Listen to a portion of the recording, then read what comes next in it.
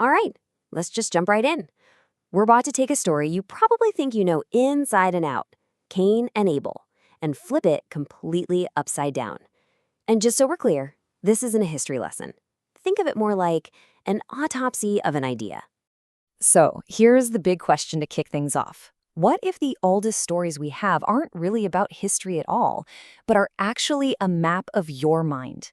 What if those characters, the brothers, the kings, all of them, aren't just people from the past, but symbols for the different parts of your own consciousness? That one question right there is the key that unlocks everything we're going to talk about.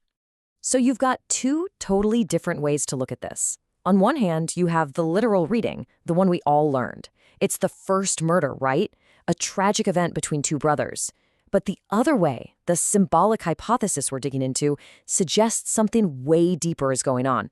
It's not about an event in a field thousands of years ago. It's about an internal process happening right inside the human mind. Okay, so to really wrap our heads around this, we have to kind of shift our perspective. Let's forget about history as just a sequence of events. Instead, let's imagine these ancient stories are like a fossil record, but for consciousness. They're a map showing us how humans used to see and process meaning itself. Pretty wild, right? And look, I've got to put a big disclaimer right here. This is a theoretical framework. We are not doing archaeology. We're not looking for bones in the desert. This isn't about historical fact. For our purposes today, we are treating the story purely as a code that describes a massive shift in human awareness. Okay, so let's get to it. Let's start decoding the main players here, Abel and Cain. Because in this reading, they aren't people. Not at all. They're more like fundamental forces, two different ways of seeing that are at play inside all of us. Let's start with Abel, and I want you to completely forget the image of a shepherd with a sheep. In this framework, Abel isn't a person. It's a human capacity. It's that part of you that sees layered meaning, the part that can look at the world and perceive the hidden connections, the underlying structure that holds everything together. You could almost call it our built-in code reader for reality. And then you have Cain. Again, he's not just a farmer, not just a jealous brother.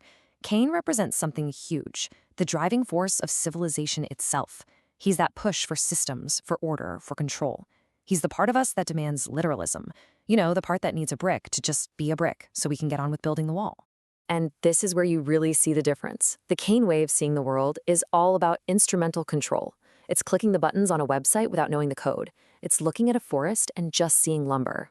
It's all about asking, how? How do I use this? The Abel worldview, on the other hand, is participatory. It's about seeing the code behind the button. It's seeing the forest as a living ecosystem. It's always asking that deeper question, why? So you've got control versus connection. So what happens when the story says Cain killed Abel? Well, according to this hypothesis, we're not talking about a physical crime scene. No, we're talking about something psychological, something cultural. It's the story of one way of seeing the world completely suppressing another. And this next idea really just nails it. The murder isn't a crime scene. It's a lobotomy. Think about that. The killing of Abel is the story of us cutting away that deep, interpretive part of our own minds. It's a massive, self-inflicted shift in consciousness, all to make room for something new. So you might be asking, well, how did this even happen? It's pretty simple, really. As societies started to scale up, they got more complex. Suddenly, you need armies, tax systems, city walls. And to manage all that complexity, you need the world to be predictable and controllable. So literalism, seeing things for just their surface function, becomes the most valuable skill. We got incredibly good at mastering the material world, but the price we paid was huge. We suppressed our ability to see its depth. We literally traded why for how. And here's the crazy part. Once you see this pattern, this instrumental Cain way of thinking overwriting the relational Abel way, you start seeing it everywhere. It's not just a one-off story about two brothers. It's a theme that repeats itself over and over again throughout history. It even scales up to those big, epic conquest stories. When we read about one empire conquering another culture, the symbolic reading says it's not just about a war for land or resources. It's about one entire way of knowing, one whole reality being systematically erased by another. I love this analogy. Think about it like this. An interpretive culture, the Abel culture, runs on poetry. Its truths are in myths, in stories, in a deep connection to the world. Then along comes the mechanistic empire, the Cain empire. And it's not just an army, it's a spreadsheet. It demands data, literal values, systems of control. And what happens when you try to force a poem into the cells of a spreadsheet? You don't just fail to capture its meaning, you completely destroy it. The spreadsheet always wins. That's what this is, a colonization of the mind. Okay, and this brings us to the part that might feel a little uncomfortable, because this isn't just some ancient pattern we're talking about. The argument here is that we are living right now, deep inside the world that Cain built. I mean, just think about it.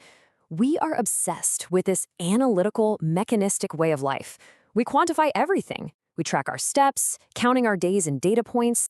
We optimize our lives, our sleep, our productivity, our diets, treating ourselves like machines that just need a little fine-tuning.